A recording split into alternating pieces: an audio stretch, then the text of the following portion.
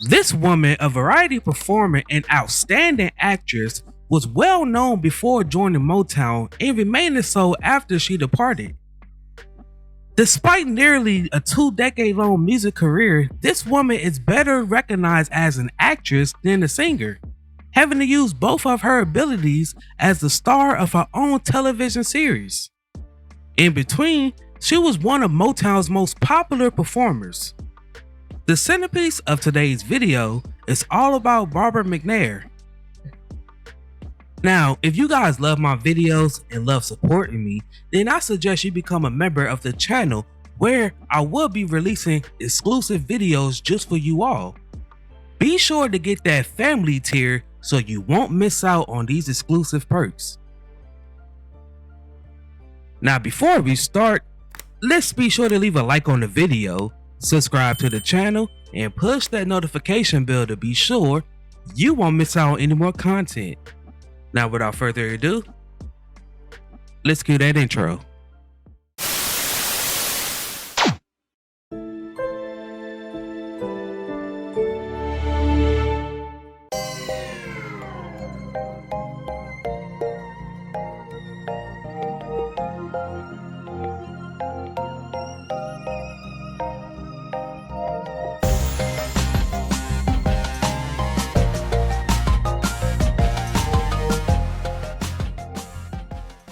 Born on January 1st, 1934 in Chicago, Illinois, but she was raised in Racine, Wisconsin. McNair began singing in school performances and church services when her parents encouraged her to.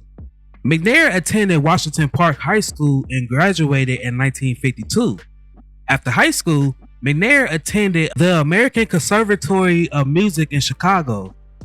She also briefly attended UCLA, since at the time she thought whatever you wanted to accomplish in your life, you needed a college education to do so. However, she then dropped out of college after a year because she believed it had nothing to do with her goals. She then moved to New York City and worked as a secretary for the National Foundation of Settlements while unsuccessfully auditioning for many clubs in Manhattan. Max Gordon ultimately booked her at the famous Village Vanguard, which led to many performances on the Arthur Godfrey talent show and the Ed Sullivan Show. McNair caught the attention of newspaper columnist Walter Winchell while performing at a Las Vegas casino. Her positive reviews led to her getting a deal with Cora Records. Her debut single was Till There Was You, which was released in 1958, with the B-side Bobby becoming a hit. Bobby, oh, Bobby, there's no one like you. That same year, she also made her debut on the Broadway play, The Body Beautiful, later returning to the stage in The Pajama Game. McNair recorded more singles for the label in 1958 with He Got the Whole World in His Hands and Indiscreet. In 1959, she released Lover's Prayer and Telephone Conversation, which was a duet with Billy Williams. Hey, should I stay much longer? You will crush my heart. She also toured with Nat King Cole, appearing in stage on shows like I'm With You and The Merry World of Nat King Cole. McNair then signed a deal with Signature Records and released the singles He's a King and All About Love. In 1961, she released That's All I Want From You. When you give, you also get your And Honeymooning. I can hardly wait until I'm In 1963, she made a film debut with Spencer's Mountain. She also had guest parts in a variety of TV shows including Dr. Kildare, I Spy, and Hogan Heroes.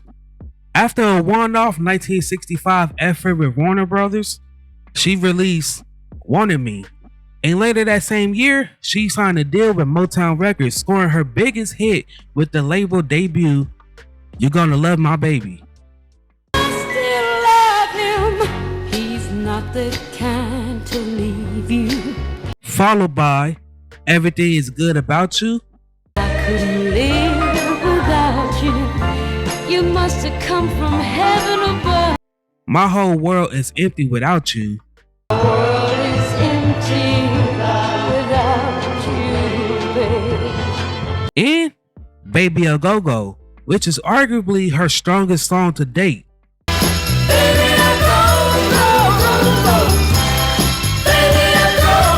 Now, a fun fact about this song is that Berry Gordy initially rejected the single. However, it went unreleased for decades until bootleg copies earned its way and DJs began playing the song, making it very popular. And within DJs playing the song, it became very popular in the Northern Soul circuit, which made Berry Gordy release the single. McNair's time at Motown ended with a pair of releases in 1968 with Where Would I Be Without You? Where would I be without you? Where would I be? And You Could Never Love Him.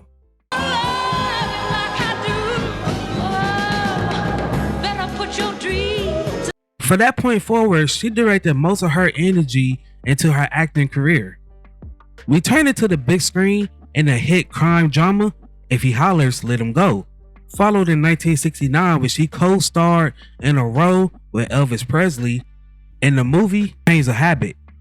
She then landed her own syndicated series, The Barbara McNair Show, that started in 1969 and ran for 3 seasons. McNair's best cinematic appearance to date was a Sidney Poitier movie, They Called Me Mr. Tibbs, which was a sequel to the Oscar-winning In the Heat of the Night in 1970. She also co-starred in the follow-up 1971's The Investigation, but she was mostly out the spotlight for the rest of the decade, appearing on stage in nightclubs and making rare TV's guest appearances. During this break in 1976, she decided to record one more song, Because of You.